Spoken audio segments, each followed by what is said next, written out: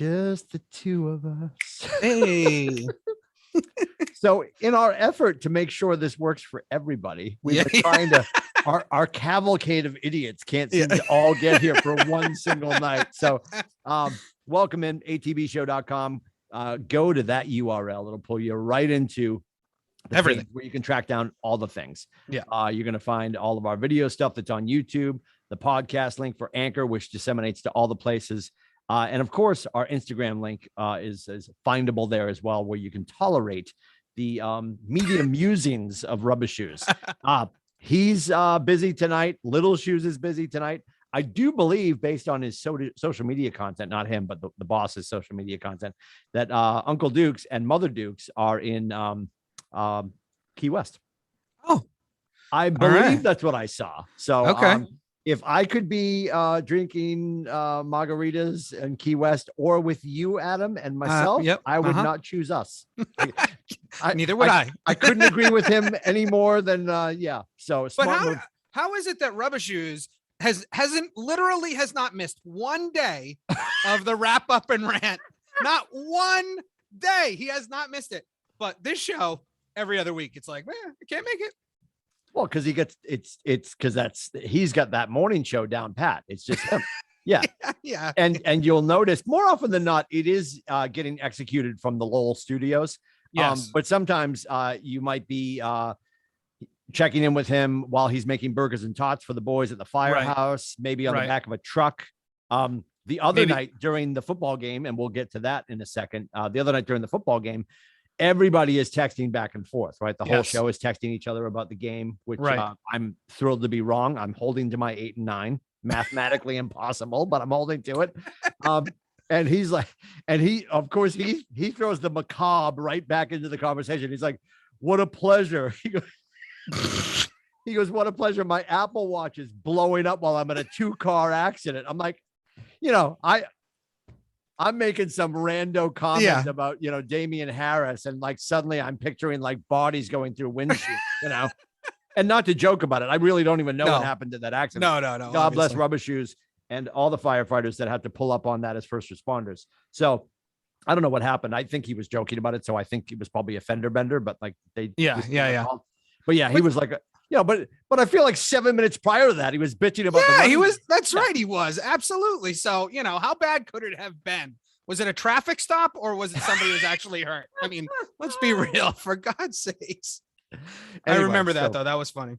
Yeah. So obviously we're going to talk about the game the other night. Definitely. I think we're going to lead off with some basketball for sure. Oh yeah. I'd love to talk to you about the Celtics game, which was.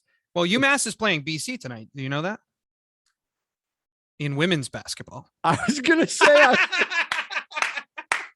as a season ticket holder for the men's team, I do believe we have the athletic prowess of Albany coming into the Conti Forum this week. But that's men's. I wasn't sure. So the University of Massachusetts and the University of Chestnut Hill are playing each other. They are tonight. Yes. And actually UMass is very good. I don't know how BC women are, but UMass is very good. You don't know how BC women are. How dare you? Neither do you. Aren't you at the seminary? They're Catholic girls. They're all trollops, No, I'm just kidding. Anyway, has the game started? No, 7:30 tonight. Shall we throw a wager down? Oh, let's do it. Oh, all right. I like this. Let's go. All right. What do you got on your mind? Well, so let me say this. $25 windscreen for my microphone? The Reporter's Store, live from the Netherlands. Yep. Netherlands. You know what I should do? I should to follow the liturgical calendar. I should get an Advent one. I'll get a purple one for next week. Yeah, they make purple. Of course they do. Of course they do. Of course. Anyway, I don't normally bet on the home team. I just think it's bad juju. Yeah, I mean either. But we would both be doing this, and to make it less egregious, could we not go? Can we not go money? Yeah, of course. What do we? What? So riddle me this. Tell me. What are we? I think we should wager that one of us has to wear something on the show. I don't know what it is. We wear like, I wear a BC hat, or you wear a UMass hat, or something like that on the show for the whole episode. No, it's not doing it for you. keep thinking. You're not going to get the main office on the phone, are you? To run it by the troops. Yeah. We'll think about it, and at the end of the episode, we'll come up with the right wager. Sure. How's that? Or maybe we won't. Maybe we'll forget this ever happened. Probably. I'm like Obi-Wan Kenobi. These are not the bets you're looking for. Yeah. So let's. I think really the two big conversations are the Celtics and last night's game for sure. Started off like right out of the gate. You've got classic LeBron, right, bending over to not get the ball. Yeah, and Marcus Smart diving on the floor, like we're trying to avoid overtime. Right? It was amazing. Yeah. And it's just interesting. I don't think. Well, easy to say we're Jaylen Brown away from winning that game. I mean, right? Like that. We're anybody that can hit the broadside of a barn away from winning that game. I mean, they didn't make a single shot down the stretch. It was just, it's either Jason Tatum makes the shot or nobody does. So who's going to make it? It's not Marcus Smart. Marcus Smart hits shots when they don't matter. He does not hit shots when they matter. Schroeder, who, love him or hate him. Pretend rubber shoes is here. Love him. Love him. Yep. I know. He's got a Schroeder jersey. I know. Mhm. I am not the biggest fan of his. I would love to see us trade him before the deadline. Probably won't happen, but I would love to see that happen. And so we just couldn't make a shot. We should beat the Lakers every time we face them this year. The Lakers are not that good. I mean, I know they have LeBron, and LeBron can single-handedly win a game if he wants to, and that's probably what happened last night is like we weren't making any shots and LeBron just took over the game, which, yeah, that can happen, I guess. But the Lakers just aren't good. They've got a bunch of disjointed pieces that don't fit together. They've got nobody that'll play defense. I mean, first of all, we shouldn't give up as many points as we did last night. Our defense has been playing like crap, even though we won the two games before the game against the Lakers. And we gave up like 100 and something points to all three games on the West Coast swing. All four games on the West Coast swing. So our defense has just been brutal. There's nothing you can do about going cold, right? I mean, our guys are going to go cold, but if you can't play defense, that's the problem. So yeah, I mean, well, and that's historically been what we've hung our hat on. Right. Which is, well, we've been saying that, but for like 3 years, we haven't played great defense. The first couple of years of Brad Stevens' tenure, we played great defense. But for the last couple, it's been like Marcus Smart and who else? I mean, Jaylen Brown, when he's out there, is a strong defender, and Tatum is too. But outside of that, it's like you've got almost nobody playing good defense. I mean, Josh Richardson, the guy drives me nuts. He gets blown by every single night without fail. He's out there. I'm like, we might as well just hand them 10 points because they're just going to throw the ball to whoever he's guarding and they're going to blow by him. It doesn't have to be LeBron. It's going to be whoever he's guarding. Right. So was it Grant Williams on the stuff on Anthony Davis? Yeah, I think it was Grant Williams. Yeah. I love Grant Williams. I love him. And that, I mean, clearly they were calling the arm contact or some contact, but it felt like all ball, but he got blown up. They still blew the whistle, right? Yeah. On that one. But that was a great play. And it was like sort of surprising. I mean, I don't know. I just didn't like, I see Anthony Davis when he's under the hoop and you just feel like it's a fait accompli. And like all of a sudden out of left field, he gets stuffed and then the whistle blows. I'm like, oh my God, even that like couldn't end perfectly. Like that would have been great. It's almost as if, and I don't want to, speak out of turn here, but it's almost as if the NBA is a little bit rigged because the Celtics beat the Lakers. Oh, he's on the phone. The Celtics beat the Lakers really handily in Boston. And then they go out to LA and the NBA was like, got to call a few against the Celtics tonight so that we can make it an even series. That's the storyline. It's Celtics Lakers. It's always got to be a competition. It's always got to be a rivalry. In reality, we're a better team right now than the Lakers, I think, personally. I mean, I know that's saying a lot. Which makes last night so frustrating. That's what's so frustrating. Absolutely. To your point, you could say, well, they've got LeBron. That's the edge. I think, and he still has the edge, but I think LeBron peaking, because you have to remember, like what did I see the other day? Is he in his 19th season? Yeah. Isn't that's God bless him, right? Absolutely. He's in his 19th season. So his edge is starting to come off a little bit. And you've got Tatum, who's on the rise, and Jalen, who's on the rise. And Right. I feel like that's where the proximity effect, there's got to be like, okay, what this should have leaned our way. And was it 117, 102? Like, what in the world?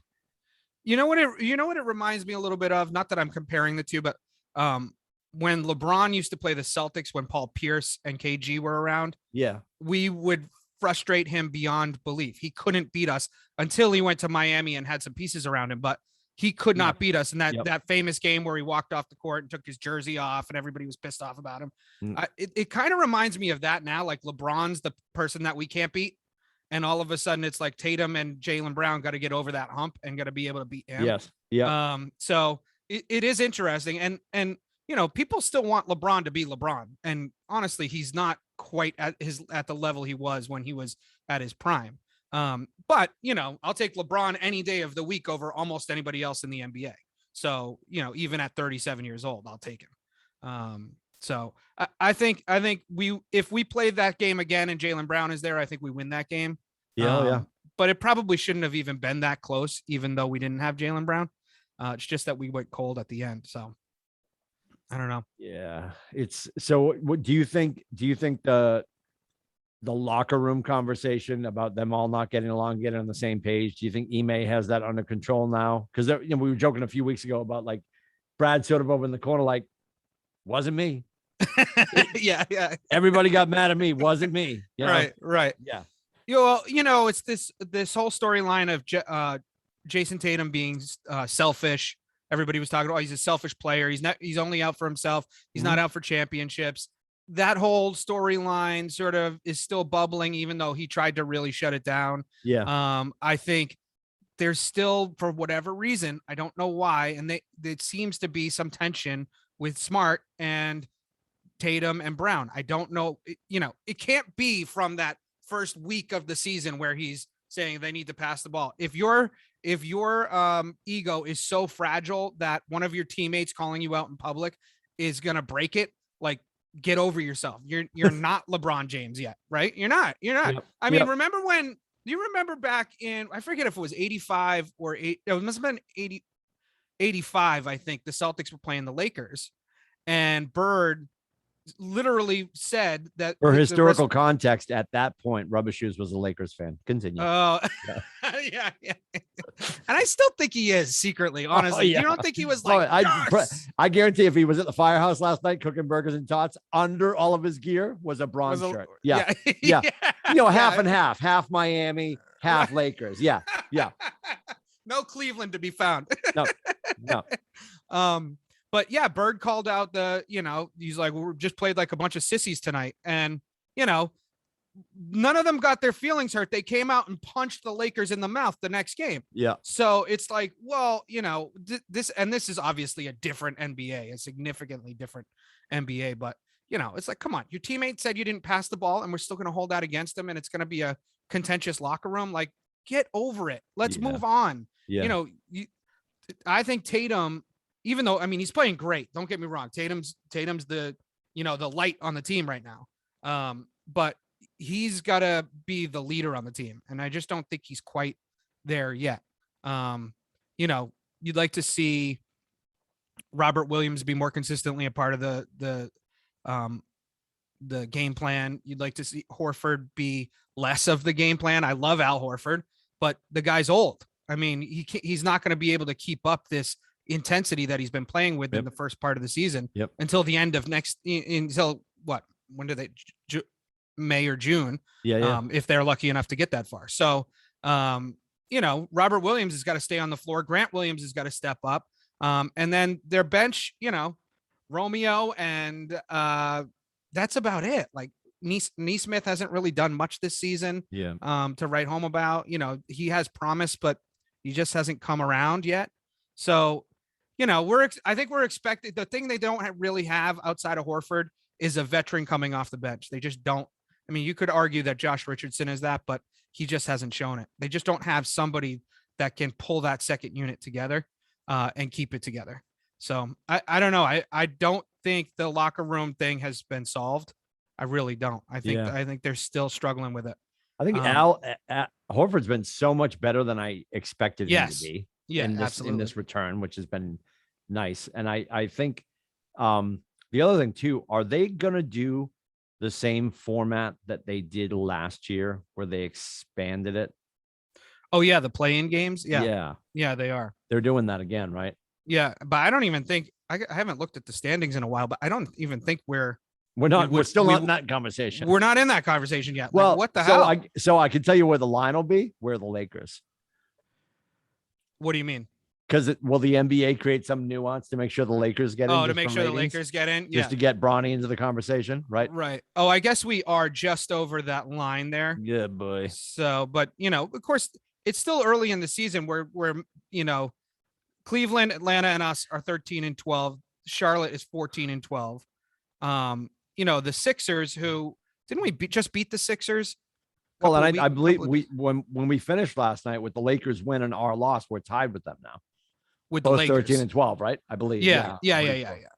But the Lakers. What's so funny to me is that the Celtics have become this team that people sort of expect to be middle, sort of ho hum, middle of the road. Yep. And yet we're keeping pace with the Lakers, and the Lakers are in turmoil. Supposed to be a dynasty. Yeah. No. Right. Like, and they're in turmoil. What's going on? Right.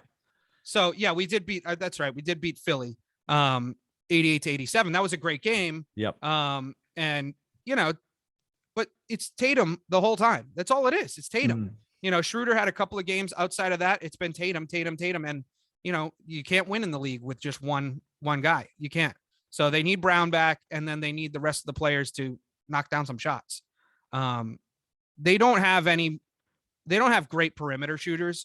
So, Tatum can drive the lane, but he just has nobody to kick it out to. When Brown's in the game, he has somebody to kick it out to. But outside of that, they don't really have guys that can consistently, like, you are guaranteed the ball is going to get to him and he's going to knock down the three. You just don't have somebody that's like that right now. Mm-hmm. You've got Marcus Smart, who 30% of the time it's going to go in, but like, shit, 30% of the time is not going to get it done. So yeah, grab me a jersey. Yeah, I'll toss a couple bricks up. That's right. I know. Honest exactly. God. I mean, he's the defensive stopper, so you don't expect him to score. But right. Move the ball. Don't shoot. Don't shoot. Yeah. I want you to play defense. Be in there at the end of the game to play defense, but don't freaking shoot. Yeah. We don't need you. You're not the shooter on the team. We don't have one, but you're not it. So we need Dana Barros back. That's what we need. Getting back to our earlier conversation, and I just honestly, I was thinking about this since we've been going. We grabbed, the season tickets for men's BC basketball. I think so many people, because of pricing with pro sports, so many people have especially with minor league baseball, and we have a ton of choices locally because now Pawtucket was close, but now it's the Woo Sox in Worcester. Right. We've got the Portland Sea Dogs up here who also support the Red Sox franchise. You've got the New Hampshire Fisher Cats, part of the Toronto franchise. And just for that alone, and then there's the Maine Red Claws, right? Maine Celtics now they call it's now the Maine Celtics, but they're still using the old Red Claws logo. Yeah. So there's a lot of different opportunities like that, and I appreciate all that. But I also think just our conversation at the top of the hour was about joking about placing a bet on the women's UMass and BC basketball game. Right. I think the experience, if you still live close, and a lot of people obviously who did their college education in New England probably stayed because your employment's probably somewhere nearby. Right. And it's a good part of the country to live in. I think if you have an opportunity to go and support your university. Yep. And to get, and to be obviously, I mean, and I say this all the time, and I know you guys laugh at it, but I truly feel this way. If it's a weekend where the Pats and BC play football, if the Pats lose and BC loses, I'm more upset about the Boston College. Of course you are. I get that. Because there's a collective ownership of the Patriots doing well or doing horribly. Right. And again, when BC wins a game against like Schenectady, nobody cares. And when we lose a game, everyone reminds me, right? You know what I mean? Right. So that hurt and that ownership. Tough loss, Timmy. Tough loss. So yeah. So I mean, honestly, in the grand scheme of things, and I know we talked about this a little bit, like we got 16 men's home games, and there's a lot we won't go to. We joked earlier, like I think Albany's coming in this week. It's on a school night. We're not going to the Albany game. No. But last Friday, Black Friday, we were down there for a 6:00 start against Notre Dame. And it was lightly attended because it's Friday after Thanksgiving. Most of the kids are home. Yeah. super loud. I mean, I can't wait for UNC and Duke. Actually, UNC is New Year's Day, I think. It's going to be super loud for those games. And honestly, if I break out the math, my 4 seats over 16 games, and I think my total was around $650. Wow. Right. It's like $10 a seat. Am I wrong? I know. I'm close, right? Yeah, that's close. Yeah. And to me, that's a great take. So I'm just throwing that out there into the ether. I think if you're in the Merrimack Valley area, you've got the UMass Lowell River Chickens. I mean, there's so many opportunities to go support student athletes and go and cheer them on and get behind your local team or your university if it's close, as opposed to, and I'm not telling you not to go to the Portland Sea Dogs or anything like that, but it's just, I think it's a missed opportunity. Yeah. And I think it's a great way to pour back into your university, and arguably you might see some actually see some better games. So yeah, I totally agree with you. 2 things on that. One, so I'm bought tickets to UConn women. Yep. Number 2 team in the country, $40 for 2 seats.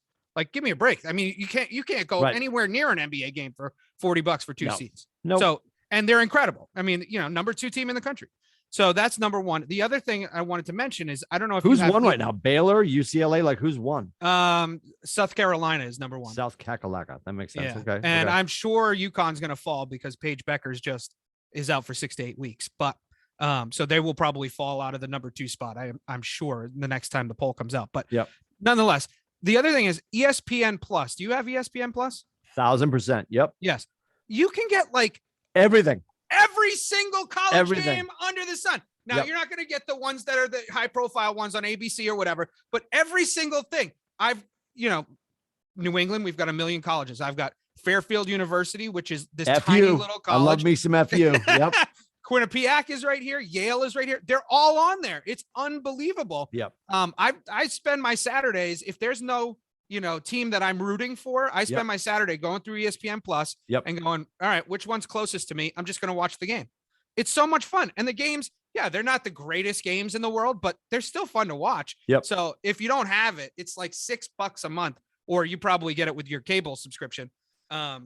But ESPN Plus is it's so worth it. Well, so we have DirecTV. So we have all the ESPNs, right? But here's the thing. So before my father passed away, BC football was always on like ESPN 38, the Ocho, the Nueve. Like, it was always on some channel my parents didn't get. My parents have Comcast, and my parents have like the sports package. So they have NESN and NBC Sports Boston, everything baked in, but they never had the ACC network. Okay. Which is where BC football usually will pop up if it's not, if we're not playing something that pulls us over to ABC or ESPN2. So my parents never had the ACC network, which on DirecTV is like 612 for us. And with ESPN Plus, they did. So the last year my dad was with us, I got him a Roku TV, and I went down and set it up, and I put on my ESPN Plus account. Yeah. He still had to navigate his way over there. So it was a trying time. Anyway, we made it. It was relatively simple. Push the plus sign down. Yeah. Push the plus sign. Push the button. Yeah. That's a huge opportunity. ESPN Plus is amazing because, like, to your point, you're going in there looking for that game that isn't going to be on, but you're looking to find it for yourself and your family, and you're going past. You're like, I found myself like, I didn't know East Carolina had a women's debate team. Like, everything is on there. It's so right? true. Yeah. It's so true. It's unbelievable. Yep. I couldn't believe it. Yeah. I bought it. I subscribed to ESPN. Do you know the TCU Horned Frogs have a a cornhole team? They do. They do. Yeah. Yep. And the commentary is amazing on it. You should listen to it for a while. But I bought it because of the man in the arena. I wanted to watch that, and I don't have cable. So I was like, well, it's on ESPN Plus. So I'm going to, throw a couple bucks at ESPN and watch it, which has been great, by the way. I don't know if you've watched any of it. I haven't. I never watched Tom Against Time. Tom versus Time. I never watched that, and I still haven't watched The Man in the Arena. Everybody's raving about it. It's not that I won't. I probably won't go back and watch Tom versus Time now, because I think that died on the vine. I don't think it's going to age well for me. But Man in the Arena, everybody's been raving about. It's phenomenal. Actually, coming into the office this morning, they were talking on Boston Sports Radio, and obviously referencing the fact that it's 41 years ago today that John Lennon was shot and killed outside his apartment in New York City. Yeah. And they played the call of Howard Cosell announcing it on Monday Night Football, Dandy Don Meredith, and they told the whole story about how ABC News had basically got it up to the booth. And I guess, and no fault of his own, she was wrestling with, is this legitimate enough? Should I be talking about Lennon getting killed in between plays on Monday Night Football? But they sort of divorced themselves from the broadcast and talk about it. And he makes the announcement, and and I guess there's a 30 for 30 coming out, or is already available on ESPN Plus. You're welcome. Oh, no kidding. You're welcome, Disney. Yeah. Because they need our help. And there's a 30 for 30 about that. There's an episode of 30 for 30 about the news and how they broke it and how they decided. And that Dandy Don Meredith had to basically talk Howard into doing it. Like, this is important. This transcends all things. And I'm dying to watch. See, like I'm rushing home to watch that because I'm a jackass. But I'm gonna wait on Man in the Arena. On Man in the Arena. Yes. Yeah. Well, I watched episode 4 last night or yesterday, and it's the episode where they did the 07 Super Bowl where they lost to the Giants. Yeah. It honestly almost hurt just as bad watching a 40-minute, capsule of that season and how good the Patriots were. Sure. And then it's like such a gut punch. And then Michael Strahan. So the way they have it is I don't know if you've heard anything about it, but they have Brady and then they have 2 other guys talking about it. It's mostly other Patriots. Yeah. But in this case, it was Michael Strahan. And so at the top of the whole show, he's talking about how he didn't want to come back. He wanted to, he was going to retire, but he thought it'd be so fun to come back. And I'm like, honestly, I was so close to throwing something at my TV. I was so pissed. I'm like, my kids came home. I was like, don't talk to me. I'm not in a good mood. Stay away from me. I was so pissed. And it's like, this happened 14 years ago, you idiot. Still angry. Yeah. I'm so mad about it. Still angry. Yeah. He doesn't even live here anymore. And I'm still mad. Yeah. But I remember actually I think I talked to you either the day after or 2 days after the Super Bowl. And I remember you said to me, you go, I got so much going on in my life right now. I can't get bothered by it. And it was funny because you and I are, aren't, I don't know how far apart in age we are, but I hadn't started my family yet. So, it was just like me and the wife. And so I did have enough time in my life to get mad about it.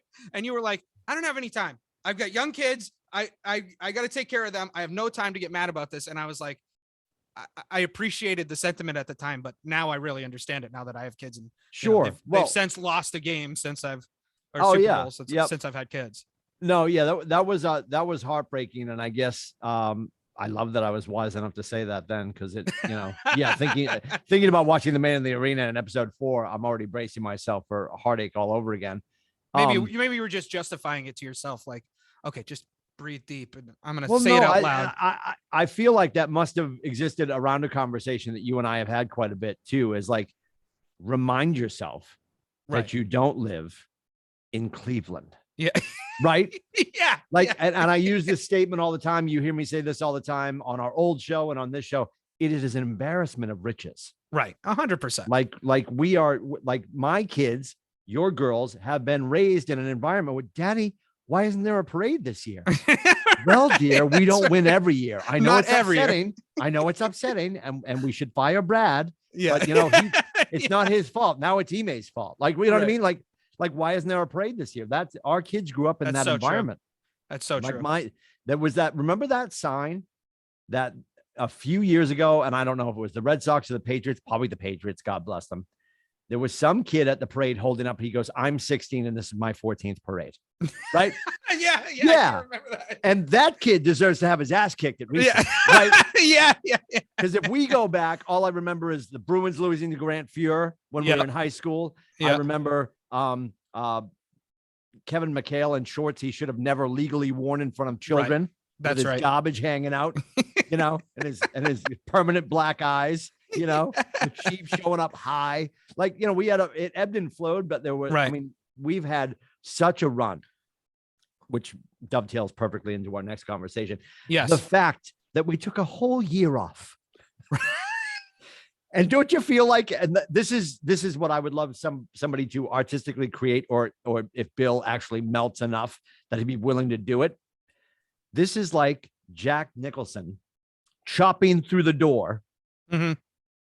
Johnny's here. Right? Like, I mean, like he's back. Right. Oh, 100%. And I was so happy after the win the other night. And obviously we'll get into talking about the game. I'm happy. Like I was a woman scorned when Tommy left. I wanted him to go 0-16. Yeah. And then when it got to the playoffs, I'm like, oh, okay, no, he's going to play against, and I'm going to call him Pat Mahomes because I know what annoys his parents. No disrespect. All the disrespect. Yeah. He's going to play Pat Mahomes in the Super Bowl, and I can't have that. Right? Because weren't the Chiefs supposed to be the next dynasty? Right. Of course. Shouldn't they be on their 5th title? Right. Should we be going to their 6th parade? Yeah. Nope. Right. So right. I love that he stomped on it. I love that he shut down any talk of that. Yeah. And now I'm very happy to see that, Bill does know what he's doing after all. Yeah. And he did put together a hell of a defense, and maybe we underspent on the I arguably we overspent on the offense, not overspent, but we put a lot of money into the offense for the first time ever. Yeah. And as we were texting and bothering Rubbish Shoes while he was at a car accident, not to joke about the car accident. No, of course. Without fail, we're all arguing that, oh my God, just throw the ball. Yeah. Why are we still running the ball? Because he could. I mean, that's really what it boiled down to. And I know I can't wait to hear what you have to say about this, but the more I've come to terms with this, I don't have time to get upset about this, Adam. Like the more I've come to terms with this, we did it because we could. I do have time to get upset about it. Let me tell you why I am. 49 offensive plays from a scrimmage, 46 of them were running plays. And I feel like 49 of the 46 running plays were the Raymond Berry draw play. Yes.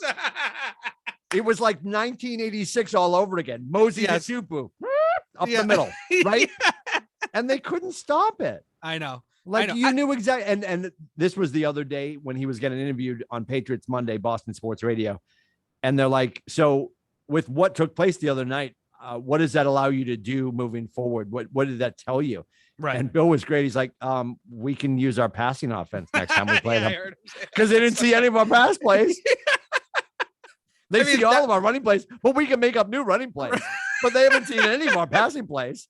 Like he didn't even have to write up a scheme for the next time. Right. They don't even have to study the next time we play Bill. And he'll calm them down. And Buffalo's already mouthing off. Right. Oh, sure.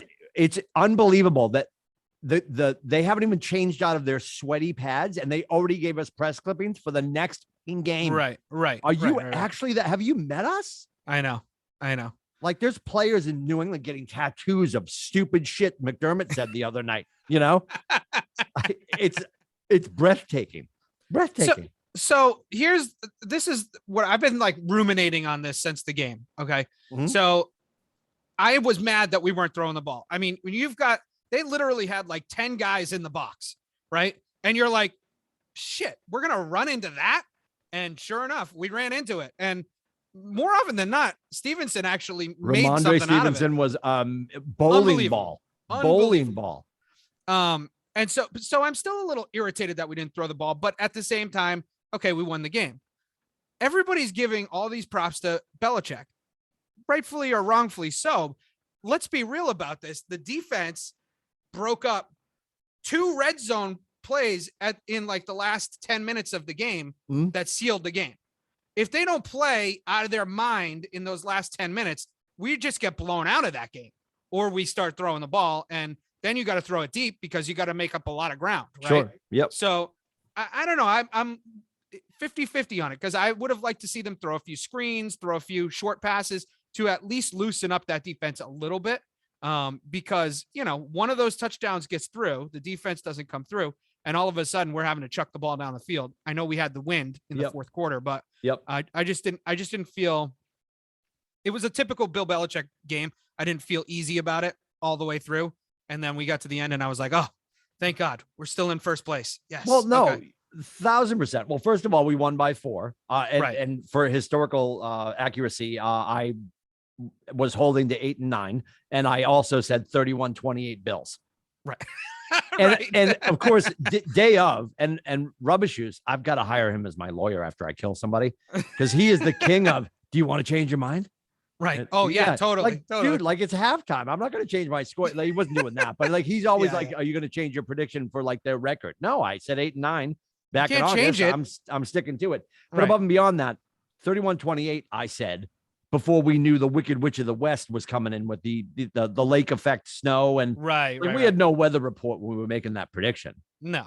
I wasn't basing it off that. We don't do that much research for this show. So, we Truer didn't words were just spoken. Yes. Yeah. So in the grand scheme of things, I was just like 31-28. So before the game started, if I could look into the future and you were like, just calm down, grab a cocktail, we're going to win the game. Don't worry about the details. Don't worry about the final score. It's the NFL. There's no style points. We don't have to worry about getting voted on by the committee to get into the top 4. Congratulations to Michigan, right? Cincinnati, really. In the grand scheme of things, we're going to win. Who cares? Yeah. I'd take it all day. Oh, me too. All day. 100%. And the fact that we could let our freshman quarterback be a freshman quarterback, manage a game. A lot of people have used the terminology, he's a passenger, right? He's showing up and he's managing the game. He's a passenger on this freight train that is the Patriots right now. Okay, I'll take it. We're on to a break. Then we're on to Indy. Right. Then we're on to the Bills again. Then we're on to, correct me if I'm wrong, Miami. Yep. And who are making a run, by the way. They're making a run. So, we can't look past them. Can't mail in the Bills game. Nope. I got to be honest. I don't want to sweep the season series with the Bills because if you don't want to see them in the playoffs. I want to lose. Right. I want to lose, but I want to have Juju going into a playoff matchup with anybody. Right. Anytime we lose to somebody in the regular season and see them in the playoffs, it always bodes well. Well, that's a scar from 07. That's a scar from 07. Yes. It all comes back to 07. That's a scar. 1,000%. What was the thing about the game that aggravated you the most? And you can't say the running the ball 46 times. Oh, the thing that aggravated me the most. So I can't say that they ran the ball. I mean, that's the only thing. I don't have anything else that aggravated me about the game. I mean, for me, a game like that, I think probably for a lot of people, a game like that is like, oh my God, I can't relax. I can't just sit there. I can't, I want to watch a game. I'd almost rather this, nobody's going to let me live this down, but I'd almost rather get blown out than have a game that's a 2 or 3 point game or a 4 point game the whole time. Right. I'd almost rather blow somebody out, get blown out, or have it be a close game. I just hate close games. I just get so nervous. And that's why, like the Brady era, it was like everything was a close game. Always. Every Super Bowl was a close game. Always. Everything. I hated it. I can't stand it. So I guess that's what aggravated me the most is that we never could pull away, even though we had some opportunities.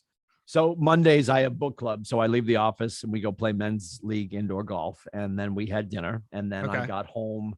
When I was in the car, the game was getting started. I got home and I remember at one point turning to Janina and I said, last year was so enjoyable. Yeah. Yep. It was a dumpster fire frosted with shit. And if you turn the TV on and they happen to be winning, great. Cool. Yeah. But now the pressure is back. Now it's not enjoyable again. It's not. It's not. I have not enjoyed 50 years on this planet. And I've been tortured by the embarrassment of riches because to your point, this is not fun. No, it's not. Come here, Cleveland. Want to trade places? You want this fucking stress every goddamn Sunday afternoon, biting your nails? It's not fun. I thought the coolest thing that happened, and at first I thought it was strategic, and I think it was. I think it was game management, weather management, was going for 2. I saw 8-0. I'm like, I know. Is he going to go for 2 the whole time because he doesn't want to kick the ball? Right. Then the weather died down. That front moved through. The weather died down. And then, of course, it turned out our final score was the touchdown, the go for 2, and then 2 field goals. Right. I think people that didn't pay attention thought it was just 2 touchdowns with 2 extra points. Yeah. And I thought that was interesting. And I just, that was meteorologically the right thing to do at the time. And he is up there just marching around in the backyard of Sean McDermott's brain. Oh yeah. 100%. He's renting. That was 8-0. And then when it's 11-10, like, McDermott's mother. 11-10. Yes. Right. Yeah. Oh, absolutely. It was unbelievable. I know. And it is funny because it's almost like in hindsight, it almost feels like such a like a chess match move, right? To get inside the guy's head. Yep. But in the end, Belichick would be like, well, I thought it was the right thing to do to give the team the best chance to win. I'm like, did you? You were up 6-0. This is the first time that's ever happened to you where you've done a 2-point conversion on the first touchdown you scored. Like, and it wasn't that late in the first quarter either. I mean, it wasn't like we were, catching up. It wasn't like anything. There was no reason to do it except for like, screw you, Sean McDermott. It's going to be 11-10 at halftime and you're going to be pissed. Well, and the dichotomy of that decision, less than 24 hours after Harbaugh went for the win on the road and lost and handed us the AFC. Right. I know none of us even thought we had a chance, really. I mean, I didn't think we had a chance to be the number 1 seed. Nope. I thought 2, maybe we could be, but I didn't think we had any chance. And then all of a sudden I wake up the next morning. I didn't even watch the game live. I woke up the next morning. I was like, wait, what? We're number 1 now? That's amazing. Wait, what? I mean, this is like crazy. Oh, I will say, I forgot. And I can't even believe we didn't mention it. The thing that aggravated me the most about the game was N'Keal Harry. Oh my God. Getting his dumb melon on the football. Which, what has happened? From what a personnel standpoint, why is he even out there doing that? It should have been Gunnar. Right. Olszewski. Like that was interesting. If they lose the game, then Belichick, people are going to be up in arms over that.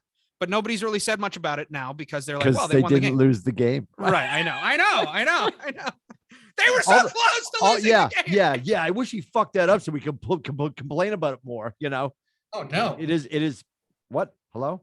I know. What happened? I don't know. What's happening? I can hear you. Are you here? I can hear you and see you. Oh, I hit my. Yeah, I can. No, okay. But you can't hear me like clear, right? No, I feel like your microphone is not working. Oh, man. I think I knocked my microphone out.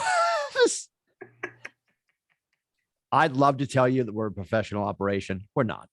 No. Can you hear me now? I don't know. I still don't think it's your mic though. Oh, you're back. Oh, I'm back. All right. Yeah. I got so mad. I just slammed my hands down. That is our mic drop for the week, actually, because I'm going to take the bullet for you. Okay. I have a hard out. Oh, okay. Thank you. Actually, Adam has actually me. Yeah. I gotta go watch my daughter play basketball. Sorry. I love that, buddy. Enjoy that. Hey guys, Thank you. We'll be back next week. Again, atbshow.com pulls you into all of the content, the video, the audio, all the social media. I believe we have a full crew next week. I believe we might have some new technicals next week. Very exciting. Oh. But until then, if you're enjoying the content, we ask you to share it. We ask you to comment, and we ask you to tell a friend to come join the party at this embarrassment of riches where we don't have enough to complain about every Sunday because Belichick's so freaking smart. And Bill, we trust, damn it. All right, Adam, have a great week. We'll see you guys soon. Thanks for hanging out. Bye-bye.